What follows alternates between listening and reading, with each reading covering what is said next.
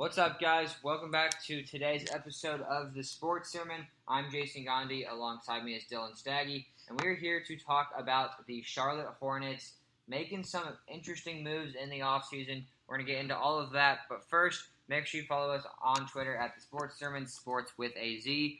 Also, you can find this NFL and college football content all on our channel at the Sports Sermon, sports with a Z. Make sure you go check all of that out. Leave us some comments. We love engaging with our fans. But let's get right into it. Don't want to take too much of your time. The Charlotte Hornets, Dylan. The Hornets took a step back last year and really struggled to find any sense of consistency. Steve Clifford's fired. James Borrego comes in. What do you think? Was it a coaching issue in Charlotte, or what was the reason the Hornets had a pretty big regress last season? Yeah, Steve Clifford kind of drugged the Hornets out of their extremely bad Bobcats kind of days where they didn't even win 10 games in the lockout season. But the growth beyond that just didn't really go anywhere.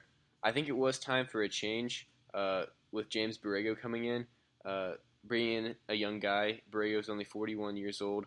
But I don't think this move really tips the scales for the Hornets. They still, Kemba Walker is a star, but is he a superstar?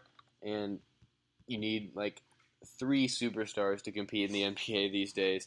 So just in simple terms like that, I don't think this is going to tip the scales for them because really it's a players' league. Yeah, I think part of it was Clifford. I really was not a fan. I didn't think he managed the roster very well, and they just didn't get to the playoffs as much as they should have. I think a bigger part of it, though, was the personnel. They have money tied up to an aging player like Nicholas Batum and Marvin Williams, and they brought in the yearly head case of Dwight Howard. Personnel decisions were the ones that really confused me, and mediocrity for too long. The Hornets were just average for too many years, and I think Clifford got the boot for a reason. I think he deserved it. On the other hand, James Borrego comes in. I'm a big fan of his. I think he can really do something with the guys that they're bringing in, with Kemba Walker already there, Miles Bridges, Devontae Graham, Tony Parker being in to mentor some guys, and then already having Frank Kaminsky, Jeremy Lamb, Malik Monk. Those kind of guys, I really do think the Hornets are on the up and up, and this coaching change could be just a slight difference they needed to get back in the right direction. Let's go on to Kemba Walker, though. He is a hot name on the trading block. It seems like every month we hear a new rumor about him. If you're Charlotte, are you actively shopping him, waiting until an offer comes, then discussing it, or do you think he's untouchable? It's kind of hard to say because we don't exactly know the offers they're getting or whether Kemba wants to re-sign, but this is the last year on Kemba Walker's contract, and you cannot just lose that guy for nothing, especially since the Hornets don't have enough money to go out next offseason and try to get a free agent, sign one to replace Kemba Walker. He's definitely not untouchable, but he is your best player also. And in the East this year, it would be a failure of a season if they're not at least competing for a playoff spot with the roster they have. I'm surprised you say that. I believed that, but I thought I was more optimistic than most people. My personal opinion is that you go with the mindset of if an offer comes, we'll talk about it. I don't think either side's completely given up on each other, and I see Kemba as a guy they can't lose. If you keep Kemba for the long haul, I think he is still young enough where you can really build around him. Walker and Tony Parker is a great backcourt to help mentor Devontae Graham. A lot of it's going to come down to Graham, though. I think they drafted him as a legitimate prospect to not take over as Kemba, but basically come in and step in as that starting point guard. While Kemba finishes up this year, let Devontae learn, have Tony Parker mentor him, and then maybe take over that job. So I think Devontae Graham's a guy you have to keep your eye on. Because if he looks really good, maybe they are willing to part ways with Kemba to save some cash and build with Devontae Graham. If not, I don't think you can trade him because I think he's got to be a guy you keep if Devontae Graham's not the option at point guard. Is Devontae Graham really a centerpiece of your franchise, though? Would you say Kyle Kuzma was the center of people's franchises a year ago? That's what I'm saying. I still don't think he's a centerpiece for their franchise. He had a great year, but... You don't think Kyle Kuzma is one of the best players on the Lakers? He's definitely that third or fourth option on the Lakers. He just doesn't have that high of a ceiling. I think it's the same with Devontae Graham. Why is that? Just because they're seniors? I think they're still 22.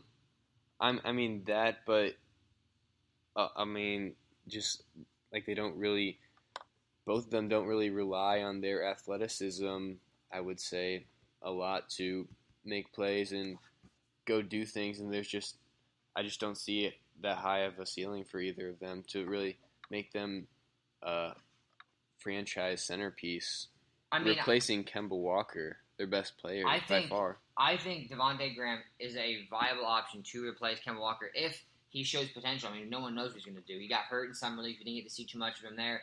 I'm just saying, if Devontae Graham comes in, shows that he is a guy that is able to let you get rid of Kemba, I don't think the Hornets are going to try to keep both. I think if Graham shows he can do it, they're okay getting rid of him. But with that same token, if he doesn't, I think Mitch Kupchak will do everything he can to keep Kemba, because I think everyone understands how valuable Kemba is.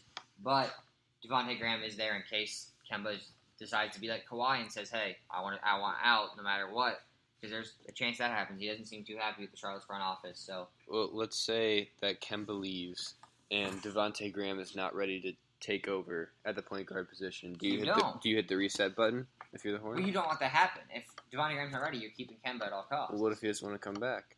I mean, he's going to take money. I think. I mean, next year there's going to be offers for him, and they're going to offer him some money out there on the market. The Hornets can still offer him the most out of any team, though. That's how it works. You would pay that for Kemba?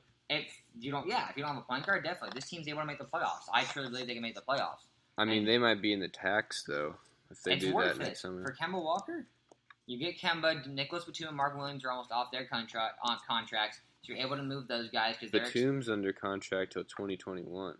Yeah, so it's only a 2-year deal. That's definitely easily movable with teams with a lot of contract left. And Williams is expiring contract next year, isn't he? Still has a player option. Yeah, but it's an expiring contract. You can definitely move either of those guys if you have to. Kemba will definitely stay if there is no true option at point guard. There's no way Kupchak lets him leave. Let's move on to those changes they made. I've mentioned Tony Parker a few times. I've mentioned Devontae Graham. They also drafted Miles Bridges and got rid of Dwight Howard. Do you see those changes being enough to put Charlotte back in playoff contention, or what do you see realistically for the Hornets next year? I think they, like I said earlier, they should definitely be fighting for a playoff spot. They get Batum back from injury last year, and those couple moves definitely can't hurt. I mean, no one liked Dwight Howard in the locker room. You just got to figure out how to replace their production. Can Zeller and Kaminsky combine to do that? I think they'll do a good enough job, but I have them slotted at the 9 seed right now in the East if I was predicting the standings right now. I mean, they're a collection of young pieces, but in my opinion, they just don't fit well enough together. And, I mean, a lot of them just haven't hit their full potential yet, especially you look at those two big guys, Zeller and Kaminsky, both 25 years old. And, you drafted both of them in the lottery to be, like, a franchise centerpiece, and neither of them look like that right now. Yeah, I see them in the playoffs. I went through, their rotations will be Walker, Batum, Michael Kidd-Gilchrist, Marvin Williams, and Cody Zeller as their starting 5, with a bench of Tony Parker, Malik Monk, Miles Bridges, Frank Kaminsky, Bismack Biyombo. Those 10, I think, is very deep and deeper than most teams in the East because you've got guys like Miles Bridges and Malik Monk who can develop into very good, if not great, young pieces on this team to learn behind Nicholas Batum, Michael Kidd-Gilchrist, guys that have just been very reliable. Or Batum has been very reliable, but not exactly a star. I think Monk and Bridges both have that star potential, but also can learn from a guy like Batum. If you could push the progression button like you can in 2K, a lineup of Walker, Monk, Bridges, Kaminsky, and Zeller is very fantastic. Obviously, you have no idea how Monk and Bridges are going to look, but those guys, I think I'm more optimistic on than most people. I think Malik Monk's going to have a really good sophomore season now that Clifford's gone. I said it in the beginning. I think Clifford was a big reason they struggled. I had the Hornets making the playoffs last season. They didn't. I think they can do it again this year. And you look at the teams that made the playoffs last year. The Cavs, they lost LeBron. I think they're definitely out of the playoffs. The Bucks, they're going to lose Jabari Parker. They didn't really improve their roster enough. They got Brook Lopez, which was a big signing, but not enough to really make up the difference. You don't think they'll make the playoffs? I think they could be out. Oh, man. And then the Wizards, they brought in a big risk in Dwight Howard. Who knows? He could be the same thing that the Hornets have, where we expect them to make the playoffs. They barely got in last year. Maybe Dwight Howard's a difference maker that takes them out of the playoffs. So for me, I see 3 spots up for grabs. And I trust James Borrego to develop Monk, develop Bridges, develop Devontae Graham, all while managing Kemba Walker and the starters. And I definitely see this team being a 6 through 8 seed in the playoffs. Yeah, I mean, it's definitely possible. But I just have them looking on the outside looking in right now. Yeah, I think the difference is that I'm just very optimistic about Malik Monk and Miles Bridges. I think both of those guys will be in the starting lineup when it comes to playoff time. Yeah, I mean, it really, a lot of their season hinges on those two, unless Cody Zeller, Frank Kaminsky, Jeremy Lamb make some incredible jump in there. They have Mozgov done. No, they had Mozgov, then traded him to They got him for Biombo. Yeah, so he's in there now. Yeah. I don't see Biombo doing much, though. I don't know. I mean, he's a fine backup. It's the same thing. Yeah. Any last thoughts for Charlotte? No. No? Well, shout out Michigan State, Miles Bridges. Love him. Like I said, Devontae Graham, Malik Monk, Miles Bridges. I like all 3 of those guys. I got my Miles Bridges Hornets jersey, so I'm all in on Buzz City this year. Excited to watch them play. I think they're going to be one of those teams you just can't keep your eye off of because they'll at least be fun, if nothing else, with high flyers like Miles Bridges and Bismack Biyombo's lob targets, and Kemba, who we all know from college days as Cardiac Kemba. That'll do it for this episode. I'm Jason Gandhi, Dylan Staggy here with me. Check out our other episodes if you're a college football or NFL fan. We've got all of those teams. We've got all 30 NBA teams throughout the summer and into the fall. So check out all of that. Follow us on Twitter at The Sports Sermon, sports with a Z.